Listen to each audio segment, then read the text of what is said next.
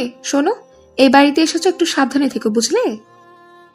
কেন হঠাৎ এই কথা বলার কারণ কি? স্মৃতি সন্ধিয়ান চোখে সুমার দিকে তাকিয়ে বলল, আরে এই বাড়িতে লুচ্চাদের আনাগোনা বেশি, বিশেষ করে তানজিল তো মারাত্মক লুচ্চা। ছি, নিজের স্বামীর সম্পর্কে এসব বলো না। স্বামী না ছাই, ওই লুচ্চাটাকে থাপড়াইয়া লুচ্চামের ভূত উঠাইতে পারলে আত্মা শান্তি হইত। স্মৃতি সুমাকে থামানোর জন্য চোখ দিয়ে পেছনে ইশারা করছে, কিন্তু সুমা তো এক নাগাড়ে বকবক করেই যাচ্ছে। আরে ওই লুচ্চাকে আমি যদি মারতে মারতে হাসপাতালে নিতে না পারি, তবে আমার নাম সুমানা। কেন, তুই কি গুন্ডা নাকি? পেছন থেকে তানজিলের গমগমে কণ্ঠ শুনে সুমা দমে গেল। ঘাড় ঘুরিয়ে পেছনে তাকাতে দেখলই তানজিল ভুরু উঁচিয়ে দাঁড়িয়ে আছে।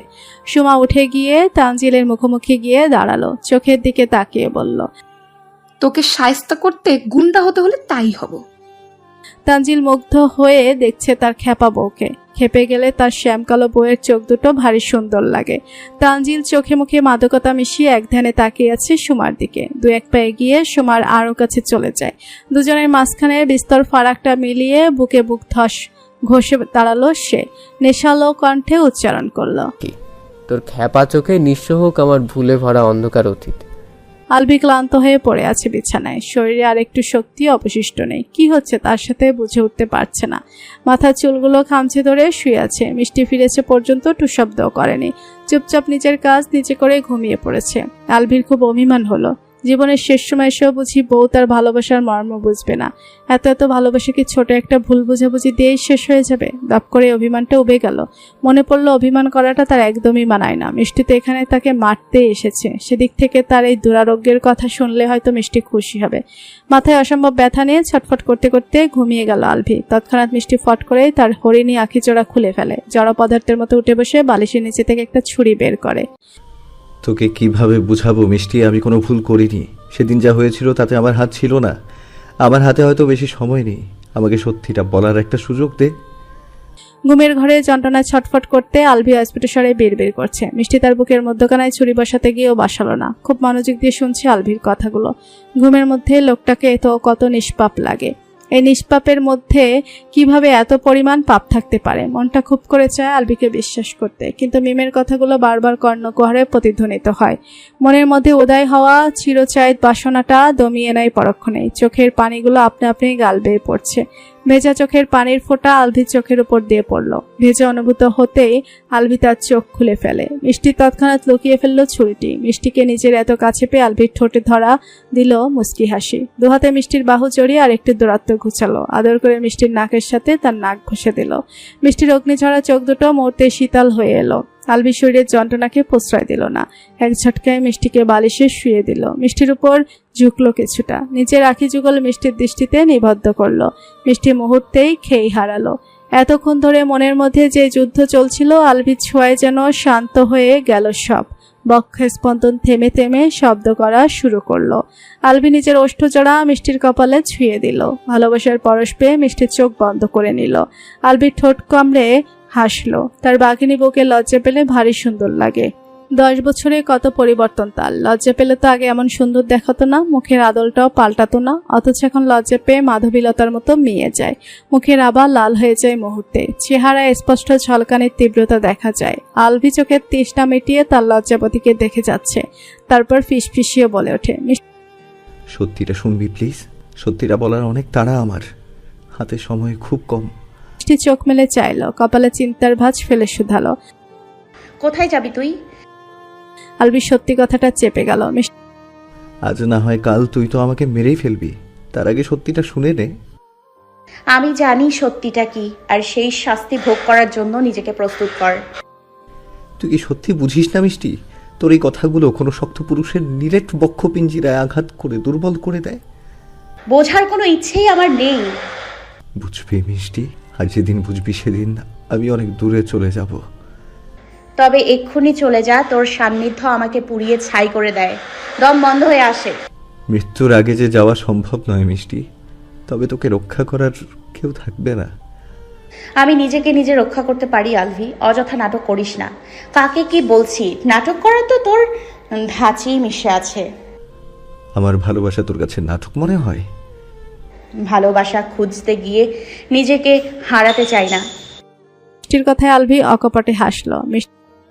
তবে আমার ভালোবাসার মায়ায় দ্বিতীয়বার আটকানোর ভয় করিস, তাই তো? মিষ্টি আলভির বুকে ধাক্কা দিয়ে সরিয়ে দিল।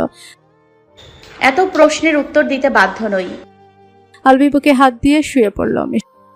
এই বক্ষপটের প্রত্যেকটি কোষ শুধুমাত্র তোর নামেই স্পন্দিত হয় বাঘিনী বউ। মিষ্টি বিছানা থেকে উঠতে উঠতে বলল, তবে সেই হৃদয় স্পন্দন এই বাঘিনীর আঘাতেই থমকে যাবে খুব শীঘ্রই। কাটা হাত নিয়ে বিছানায় পিঠ ঠেকিয়ে হেলান দিয়ে বসে আছে আবির। হাতের ক্ষতটা মোটামুটি শুকিয়েছে। গত সপ্তাহে ডক্টর ব্যান্ডেজ খুলে দিয়ে গিয়েছে, বারবার করে বলে গিয়েছে যেন হাত দিয়ে তেমন কোনো কাজ না করে। আপাতত এই কয়েকদিন লিজে আবিরের সব কাজ করছে। আবির আঙুল হারিয়ে নিজের অসত্য বেশ ভালোভাবে টের পেয়েছে। সেই সাথে মনে মনে বেশ অনুতপ্ত। লিজার প্রতি কৃতজ্ঞতা প্রকাশ করলো সে, তবে প্রকাশ করা হয়ে ওঠেনি। লিজার এখন 6 মাস চলছে। পেটটা খানিক উঁচু হয়েছে। ভারী পেট নিয়ে আবিরের সেবা করতে বেশ কষ্ট হয় তার, তবুও সে বিরক্ত হয় না, বরং নিজের দায়িত্বটুকু পালন করে যাচ্ছে। নিহার শরীরে অসংখ্য পোড়া দাগ, ঠোঁটের কাছটার কাটা জায়গাটা কালো হয়ে আছে, চুলগুলো কেমন এলোমেলো। গত 2-3 মাসে মেয়েটা খুব শুকিয়ে গিয়েছে। অতিরিক্ত কান্নার কারণে চোখের নিচটা কালশেটে হয়ে গিয়েছে। চোখ বন্ধ করে শুধু তার অসুস্থ বাবার কথাই চিন্তা করছে। মনে মনে ভেবেই নিয়েছে হয়তো তার বাবা এতদিনে মরে গিয়েছে। বুকটার হাহাকার আর আর্তনাদ কেউ শুনতে পায় না, অথচ প্রতিটি আর্তনাদের শব্দ তার কানের কাছে এসেই থেমে যায়, গন্তব্যে হারায়। প্রাণহীন চোখে সামনে বসে থাকা তানজিলের দিকে তাকিয়ে আছে নেহায়। একটু পর কি ঘটতে পারে সে আশঙ্কায় মনটা ভয়ে জুবুথুবু হয়ে আছে। কিন্তু প্রায় ঘন্টাখানেকের বেশি হতে চলল, তানজিল রাত শব্দ করছে না। ফ্লোরে পা ছড়িয়ে বিছানার সাথে হেলান দিয়ে বসে অনবরত সিগারেট টানছে। নিরাপত্তা ভাঙল নেহা। আজ কিছুই করবি না। তানজিল সিগারেটে পুড়ে যাওয়া অংশটা আঙুল দিয়ে টোকা দিয়ে ফেলে দিল। তারপর এগিয়ে গিয়ে জ্বলন্ত সিগারেট চেপে ধরল নেহার উন্মুক্ত উদরে। নেহা দাঁতে দাঁত চেপে ধরল, কিন্তু শব্দ বের করলো না। চোখ বন্ধ করে নিল অসহ্য জ্বালায়। সহসা গড়িয়ে পড়ল নোনা পানি। তানজিল নেহার চুলের মুঠি চেপে ধরে বলল, এত সুন্দর হয়ে লাভ কি তোর? রূপের জাদু তো ওই শ্যামকালো মেয়ের মোহ ছাড়াতে পারিস না কেন? নেহা তানজিলকে ধাক্কা দিয়ে সরিয়ে ফেলল। ব্যঙ্গাত্মক কণ্ঠে বলল, ওহ, এই বুঝি কারণ? শেষমেশ হাজার নারীতে আসক্ত পুরুষ কোনো এক নারীতে আটকে গিয়েছে। নেহা অট্টহাসিতে মেতে উঠল। নিজের মুখটা তানজিলের কানের কাছে নিয়ে ফিসফিস করে উঠল, আমার খুব ইচ্ছে করছে ওই শ্যামকন্যাকে 2 চোখ ভরে দেখতে। তারপর আবার উচ্চস্বরে চিল্লিয়ে বলতে লাগলো, শেষ পর্যন্ত তানজিল তালুকদার এক শ্যামকন্যা মেয়েতে বিভোর হলো। আমি তোদের ভাগ্য বলে দিচ্ছি তানজিল তালুকদার, যেই নারীকে তোরা পায়ের নিচে পিষে মারছিস না, সেই নারী হবে তোদের ধ্বংসের কারণ। নেহার কথা তানজিলের অসহ্য লাগলো। কোনো বাক্য ব্যয় না করেই দ্রুত পায়ে চলে গেল। সোজা নিজের রুমে এসে সোফায় বসে পড়ল তানজিল। আজকাল নিজেকে সামলে নিতে পারে না সে। উদাসীনতা যেন মনটাকে কিছুতেই শান্ত রাখতে চায় না। অশান্ত মন সুমার খাপছাড়া চঞ্চল কথাগুলো শোনার জন্য উদাস হয়ে থাকে। মাথার মধ্যে ওই শ্যামকালো মেয়ের প্রতিচ্ছবি রূপকথার মতো ভেসে বেড়ায় সারাক্ষণ। নিজের হাতের শপিং ব্যাগটা বিছানার উপর রেখে তানজিল ফ্রেশ হতে চলে যায়। সুমা নিজের হাতের কাজ সেরে রুমে এসেছে। রাত তখন 11টা চুই চুই। রুমে আসতে প্রতিদিনের পরিচিত সিগারেটের গন্ধটা নাকে ঠেকলো। নাকটা চেপে ধরে বলল, লুচ্চার বাচ্চা, কোন মতলবে এত তাড়াতাড়ি ফিল হয় আজ? হ্যাঁ, হঠাৎ নজর গেল বিছানার উপর রাখা ব্যাগটার দিকে। এগিয়ে গিয়ে হাতে নিয়ে নেড়েচেড়ে দেখতে লাগলো। এত গোয়েন্দাগিরির কিছু নেই, ব্যাগে বোম রাখিনি। তুই যে ডেঞ্জারাস, আমাকে মারার জন্য বোম রাখলেও রাখতে পারিস। তুই 1 লাইন বেশি বুঝিস বেয়াদব। খুলে দেখ কি আছে। সুমা ব্যাগটার ভেতর থেকে একটা শাড়ি বের করলো। শাড়ির দিকে চোখ রেখে লঘু কণ্ঠে বলল, শাড়ি? হ্যাঁ শাড়ি, সাথে দেখ ম্যাচিং ব্লাউজ আছে। সুমা শাড়িটাকে সাইডে রেখে ব্লাউজটা 2 হাত দিয়ে মেলে ধরে হাঁ করে চেয়ে আছে। এটা হাতা কই? পিঠের কাপড় কই? তানজিল ভুরু কুচকে তাকালো। গাধি, এটার স্টাইলই এমন, পরলে ভালো লাগবে। সুমা ধমকে উঠে বলল, লুচ্চার বাচ্চা, মনে মনে এত বাজে ইন্টেনশন নিয়ে আমার জন্য শাড়ি কিনে এনেছিস? ছি! এই সুমা শাড়িটা জেদ করে ছুঁড়ে ফেলে দিল। হঠাৎ করে তানজিল খুব রেগে গেল। সোজা থাপ্পড় বসিয়ে দিল সুমার গালে। লাল টুকটুকে চোখ দিয়ে যেন সুমাকে ভস্য করে দিবে এক্ষণে। সুমার চোখের সামনে আঙুল নাচিয়ে নাচিয়ে বলল, কথায় কথায় লুইচ্চা বলা বন্ধ করবি। শাড়িটা কোন সাহসে ফেলে দিলি? তুই জানিস তানজিল আজ পর্যন্ত তার মায়ের জন্য একটা সুতো কিনেনি, অথচ 42টা দোকান ঘুরে বাছাই করে শাড়িটি কিনে এনেছি তোর জন্য। তানজিলের আঙুল খপ করে ধরে ফেললো। ডেভিল হাসি দিয়ে আঙুলে বসিয়ে দিল কামড়। তানজিল আহ শব্দ করে উঠল। সুমা চোখ রাঙিয়ে বলল, একদম স্বামীগিরি দেখাতে আসবি না, কামড়ে সোজা করে দিব। তোর শাড়ি তুই পরে বসে থাক, আমি তোর দেয়া কোনো জিনিস গায়ে জড়াবো না, ঘেন্না লাগে আবার। এই ঘৃণাটা একদিন ভালোবাসায় পাল্টে দিব শ্যামকালো বধূ। মনে মনে আওড়ালো তানজিল। ফসরের নামাজ পড়ে আজ আর মিষ্টি ঘুমায়নি। বারান্দায় বসে ভোরে নিভু আলো গায়ে মেখে নিয়েছিল খানিকক্ষণ, তারপর নিচে নেমে আসলো ব্রেকফাস্ট বানাতে। কিন্তু নিচে নেমে পা জোড়া আপনা আপনি থেমে গেল। স্মৃতি ডাইনিং এ বসে চা খাচ্ছিল। মিষ্টির চোখে চোখ পড়তে খাওয়া থামিয়ে দিল। মিষ্টি পা জোড়া টেনে টুনে স্মৃতিকে এড়িয়ে যেতে চাইলো, কিন্তু স্মৃতি বোধ সাথে বলে উঠল, কেমন আছো মিষ্টি? কেমন আছি সেটা তোমার চেয়ে ভালো কারো জানার কথা নয়। আলবিকে তো অবশেষে নিজের করে পেয়েছো, তাতে কি ভালো থাকা হয় না? মিষ্টি পিছলে হাসলো। ভালো থাকা কেড়ে নিয়ে ভালো থাকার টিপস দিতে এসেছো? এখনো রেগে আছো? স্বাভাবিক নয় কি? সেদিন আলবির কোন আর কিছু বলার সুযোগ দিল না মিষ্টি, হাত উঁচু করে থামিয়ে দিল। পুরনো ঘটনা দ্বিতীয়বার মনে করিয়ে শুকিয়ে যাওয়া জায়গায় ক্ষত করতে চাও? নিয়ে নাও আলভিকে, তবে ভুল করো না। দ্বিতীয় ভুলের মাসুল আল্লাহ না করুক তোমার জীবন দিয়ে চুকাতে হয়। অতীত পুরো একটা দিন কেটে গিয়েছে, কিন্তু আলভি না এলো প্রাইভেটে, না এলো স্কুলে। মিষ্টির বালিকা মন ছটফট করছে খুব। স্কুলের বারান্দায় বসে বসে আলভির অপেক্ষা করেছে অনেকক্ষণ, কিন্তু আলভি সেদিন আর আসেনি। রাগ করে মিষ্টিও আর আলভির বাড়ি গেল না। 4 বান্ধবী মিলে বাড়ি ফিরে গেল। তবে আগের মতো ফেরার পথে এখন আর সেই দুষ্টামি করা হয় না, আগের মতো দুরন্ত পানাও হয়ে ওঠে না। সবসময় সুমির শূন্যতা যেন সবকিছু ভুলিয়ে দেয়। সুমির মৃত্যু রহস্য আজও তাদের কাছে অধরাই রয়ে গেল। পুলিশ আসলো, তদন্ত করলো। 3-4 দিন ধরে পরিবেশ বেশ গরম থাকলেও কয়েকদিন কাটার পর পরিবেশ ঠান্ডা হয়ে গেল। পুলিশ ঘাটাঘাটি করলো না। সুমির বাবা মা প্রায় মৃত্যুসজ্জায় চলে গিয়েছে মেয়ের শোকে। 4 বান্ধবীর হাসি খুশি জীবনটা এক নিমেষে অন্ধকার করে চলে গিয়েছে সুমি। বিকেলে ফোন হাতে নেওয়ার পর দেখলো পরিচিত নাম্বার থেকে 2টো মিসড কল এসেছে। নাম্বারটা মিষ্টি এতদিনে মুখস্থ করে নিয়েছে, তাই বুঝতে দেরি হলো না ফোন কলগুলো যে আলভির। সঙ্গে সঙ্গে আরেকটি মিসড কল এলো। রিসিভ করার আগেই আলভি ফোন কেটে দিল। মিষ্টি বিড়বিড় করে বলল, বেয়াদব, কিপটামির স্বভাব এখনো গেল না? তারপর কল ব্যাক করা মাত্রই সেকেন্ডের মধ্যে ফোন রিসিভ করলো আলভি। রিসিভ করা মাত্রই আলভিকে কিছু বলার সুযোগ না দিয়ে মিষ্টি বলে উঠল, আর কত কিপটামি করবি ভাই? আমার সাথে অন্তত এমন কিপটামি করিস না। আরে ফোনে টাকা নেই। ইহ জীবনেও তোর ফোনে টাকা থাকবে না। আরে গিফটামি করে টাকা জমাইলে তোরই তো লাভ, তোর ভবিষ্যৎ উজ্জ্বল হবে। পাম মারা বন্ধ কর। স্কুলে আসলি না কেন? জ্বর হয়েছে খুব, কালকে কোথায় আসতে পারবো না রে। মিষ্টির হাসি মুখটা দপ করেই নিভে গেল। আলভির অসুস্থতার কথা শুনে একদণ্ড শান্তি পাচ্ছে না। অশান্ত মন আলভিকে ভেবেই দিশেহারা। জায়নামাজ বিছিয়ে 2 রাকাত নফল নামাজ আদায় করে নিল। পুরো মোনাজাতে আলভি সুস্থতা ছাড়া আরেকটি শব্দ উচ্চারণ করেনি। আজ আর প্রাইভেটে গেল না মিষ্টি। দোকানে গিয়ে একটা চিপসের প্যাকেট, কয়েকটা চকলেট, জুস নিয়ে আলভির বাড়ির দিকে গেল। আলভির ঘরে গিয়ে মাথায় কেন জানে আগুন ধরে উঠল। যে দেওয়ার আগে হিসিয়ে উঠল। ঠাস ঠাস পা ফেলে রুমের মধ্যে ঢুকলো সে। এতক্ষণ আলভির মাথার কাছে বসে পরম যত্নে জলপট্টি দিচ্ছিল স্মৃতি। আলভিও কি সুন্দর আরামে চোখ বন্ধ করে শুয়ে আছে। দৃশ্যটুকু মিষ্টির মোটেও পছন্দ হলো না। গা গত যেন জ্বলে উঠল স্মৃতিকে দেখে। মিষ্টির পায়ের আওয়াজ চোখ মেলে তাকালো আলভি। মিষ্টির কঠিন মুখবির দেখে বুঝতে বাকি রইল না ম্যাডাম খেপেছে। ধর পড়িয়ে উঠে বসলো সে। স্মৃতির হাত থেকে জলপটিটা নিয়ে বলল, তুই যা এখন। স্মৃতির পছন্দ হলো না আলভির কথাটা। ঘাড় উঠিয়ে এক নজরে মিষ্টির দিকে তাকালো। তারপর না চাইতেও বিরক্ত হয়ে রুম ত্যাগ করলো। স্মৃতি যাওয়া মাত্রই মিষ্টি আলভির কলা চেপে ধরলো। এই জন্যই স্কুল যেতে মন চায় না, তাই তো? কি যাতা বলছিস? ও আমার খালাতো বোন। সেবা তো করছে বউয়ের মতোই। তোর হিংসে হচ্ছে? তো কি আমার ব্যক্তিগত মানুষটার সেবা অন্য কেউ কেন করবে? আমি কি মরে গিয়েছি? তারপর ধূপধাপ করে ব্যাগ থেকে দোকান থেকে কিনে আনা জিনিসগুলো বের করলো।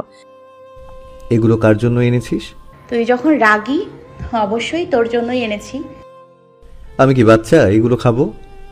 আমিও তো খাই, তাতে কি আমি বাচ্চা হয়ে গিয়েছি নাকি? চিপসের প্যাকেট খুলে আলভির সামনে ধরলো মিষ্টি। আলভি হাত বাড়িয়ে 2-1টা মুখে দিতে দিতে দুষ্টু বুদ্ধি চাপলো মাথায়। হঠাৎ করে মিষ্টির হাত ছেয়ে বসলো। তোর হাতটা দে তো। কেন? মিষ্টি ভুরু নাচালো। দে আগে, তারপরে দেখিস। মিষ্টি কথা না বাড়িয়ে তার হাত এগিয়ে দিল। আলভি মিষ্টির হাত ধরে খাট থেকে নেমে গেল। তারপর মিষ্টির সামনে হাঁটু গেড়ে বসে পড়ল সিনেমার স্টাইলে। প্যাকেট থেকে গোলাকার রিং চিপস বের করে মিষ্টির হাতে পরিয়ে দিতে দিতে বলল, আই লাভ ইউ মিষ্টি। এই মুহূর্তে রিং কেনার সামর্থ্য আমার নেই, তবে যে কোনো মূল্যে সবার ধরা ছোঁয়ার বাইরে তোকে নিজের বাহুতরে ব্যক্তিগত করে রাখতে চাই। মিষ্টি হা করে তাকিয়ে আছে আলভির দিকে।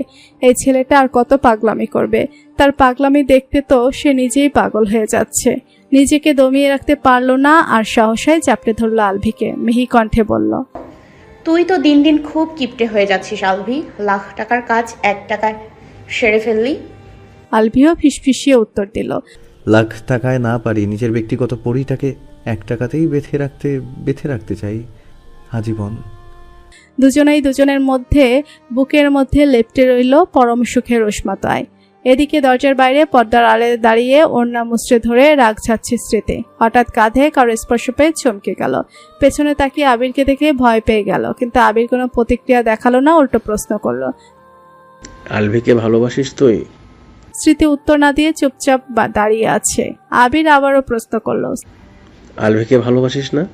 স্মৃতি মুখে কিছু বলল না, তবে উপর নিচ মাথা ঝাঁকিয়ে নীরবে সম্মতি জানালো। আবির বাঁকা হাসলো।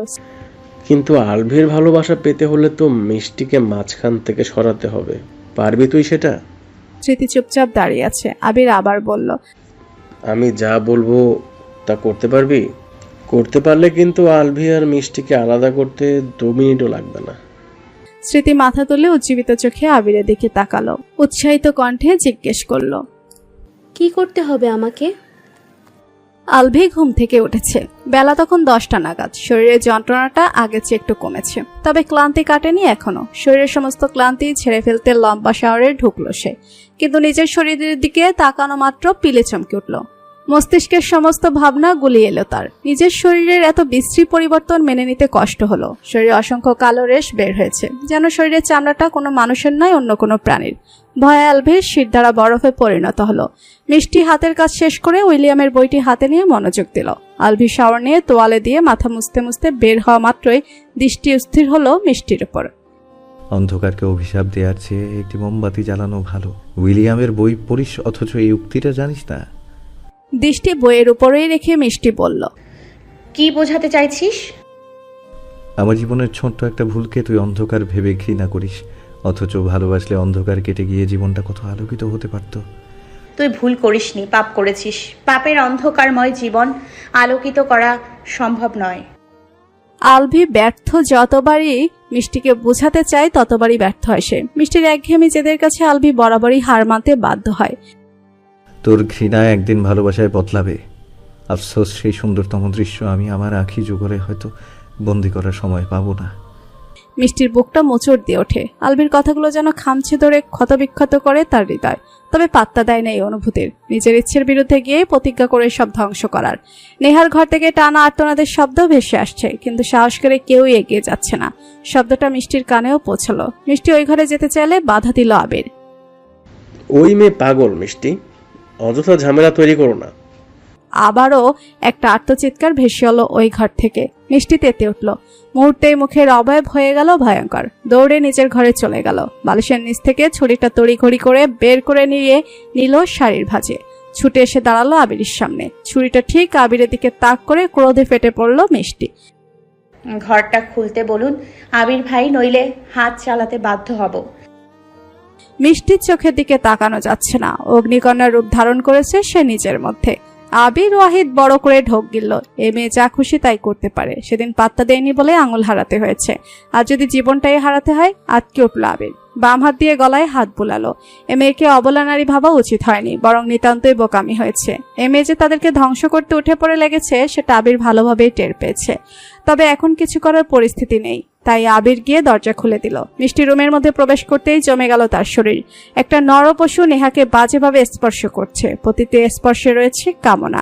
নেহা লোকটার পায়ে পড়ে কান্না করছে আর বলছে, আজকে ছেড়ে দিন স্যার, আজ আমার পিরিয়ডের টাইম শুরু হয়ে গেছে। কিন্তু জানোয়ারটা নেহার কোনো কথা কানে নিল না।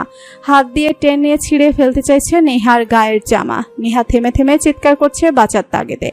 চোখের সামনে এমন নির্মম অমানবিক চিত্র দেখে মিষ্টি নিজেকে কন্ট্রোল করতে পারল না। প্রতিশোধের নেশা যেন চেপে বসল মাথায়।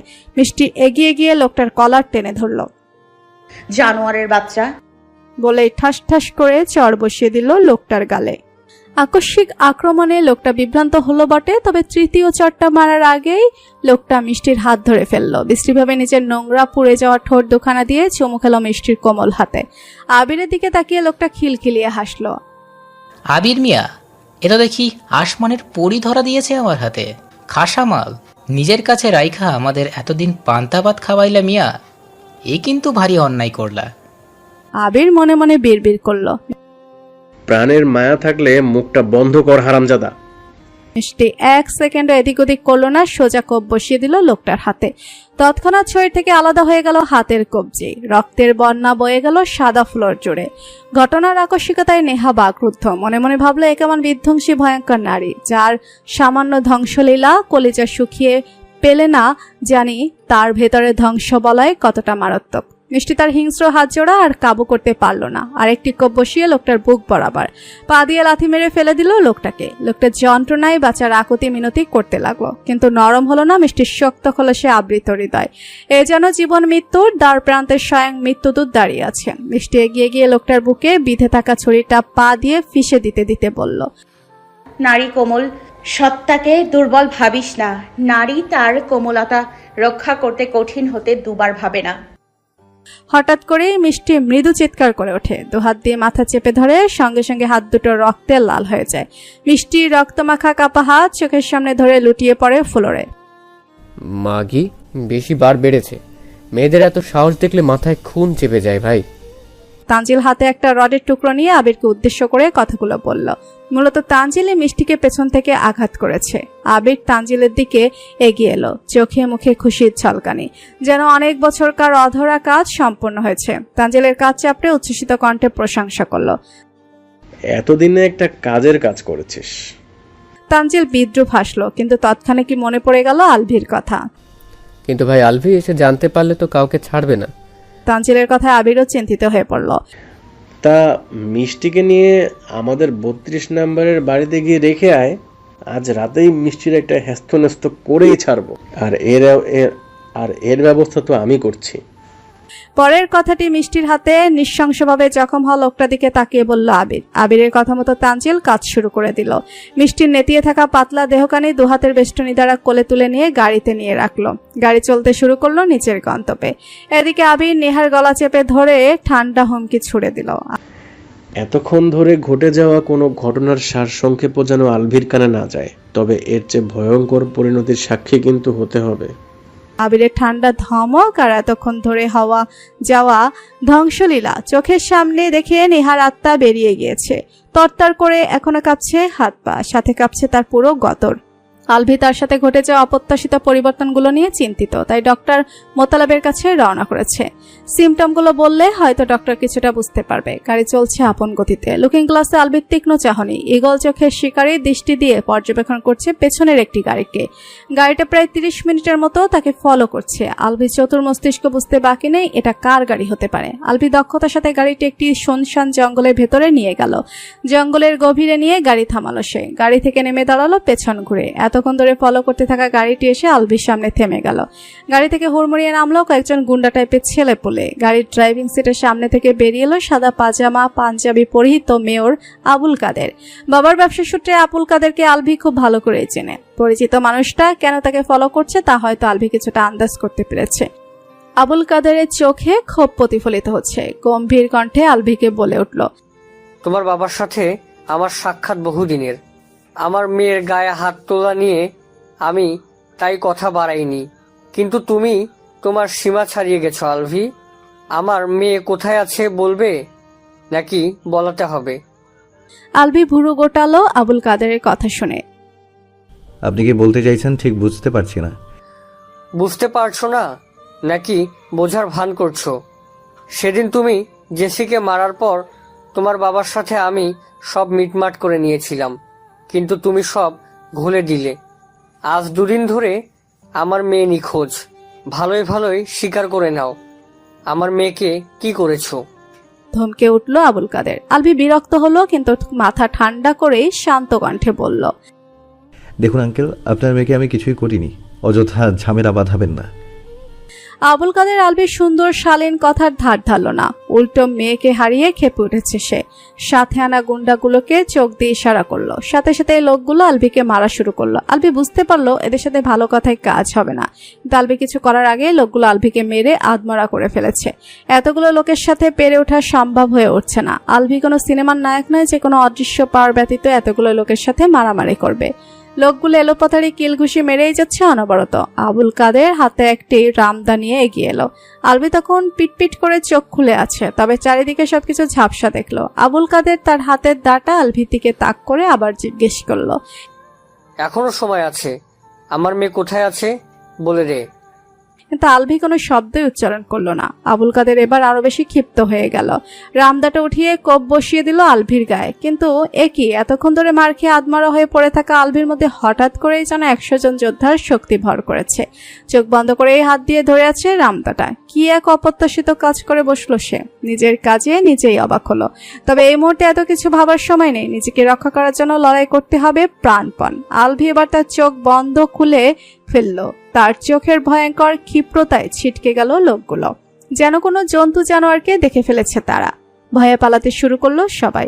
আলভি উঠে দাঁড়ালো, তার চোখের মনিটা ভয়ঙ্কর সবুজ দেখাচ্ছে, প্রতিফলিত হচ্ছে হিংস্রতা।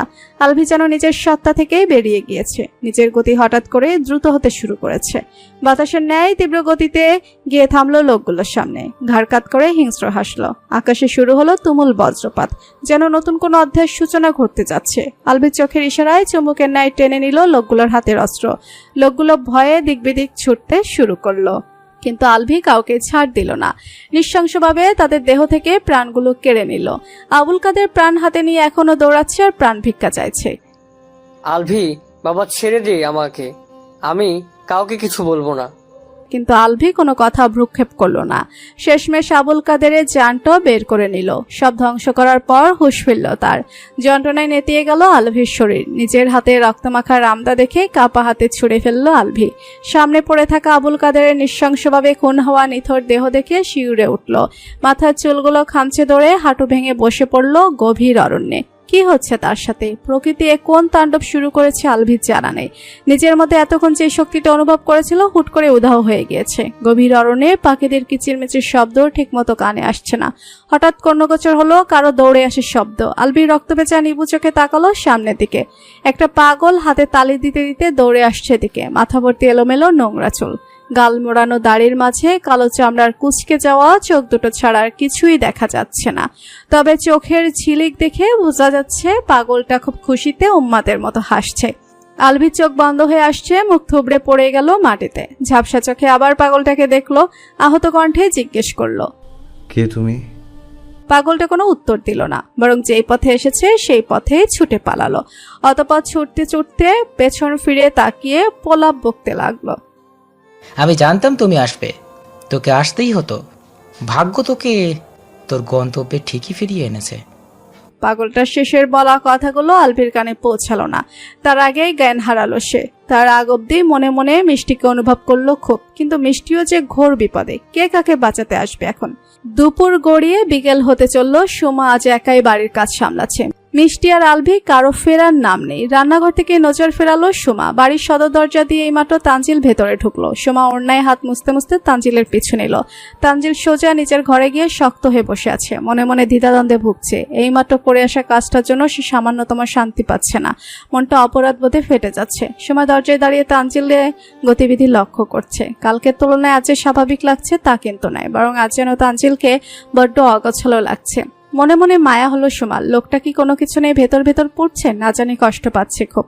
জিজ্ঞেস করব নাকি আবার টেস্ট দেখাবে? নীরব ভাবনার অবসান ঘটিয়ে অবশেষে জিজ্ঞেস করেই বসলো, কি হয়েছে তোর? তানজিলের বুকের ভেতরটা অনুশোচনায় পরিপূর্ণ হয়ে গেল। সুমা যে প্রশ্ন করলো তার উত্তর সে কিভাবে দিবে? এর প্রথম তার শ্যামকালো বধূ তাকে নিজ থেকে কিছু জিজ্ঞেস করলো। মিথ্যা বলার সাহস তার হচ্ছে না, অথচ সত্যি বলতেও পারবে না সে। কি যে এক অযাচিত যন্ত্রণা আষ্টে পৃষ্ঠে ধরে আছে বোঝার উপায় নেই। তানজিল হুট করেই সোমাকে জড়িয়ে ধরল, যেন মনের মধ্যে জাগ্রত সমস্ত বেদনার অবসানের জন্য উঠে পড়ে লেগেছে। প্রথমবারের মতো কোনো পুরুষ মানুষের এত আদুরে গভীর ছোঁয়া উপলব্ধি করতে পেরে সোমার শরীর মৃদু কম্পন তুলল। অলৌকিকভাবে তানজিল যেন তার যন্ত্রণার অবসাদ খুঁজে পেল। লঘু কণ্ঠে সোমাকে বলল, আমি খুব বড় অন্যায় করে ফেলেছি শ্যামকালো মেয়ে, যে অন্যায়ের অপরাধ বোধে আহত হচ্ছে আমার আত্মা। আমাকে ক্ষমা করিস মেয়ে, নিজের ভুলের প্রায়শ্চিত্ত করতে যাচ্ছি। বলেই আর দেরি করলো না তানজিল রুম থেকে বেরিয়ে যেতে নিল। সোমা কিংকর্তব্য বিমূঢ় হতবিহ্বল হয়ে চেয়ে আছে শুধু। তানজিল দরজার কাছে গিয়ে আবার পিছু ফিরে আহত চোখে তাকালো।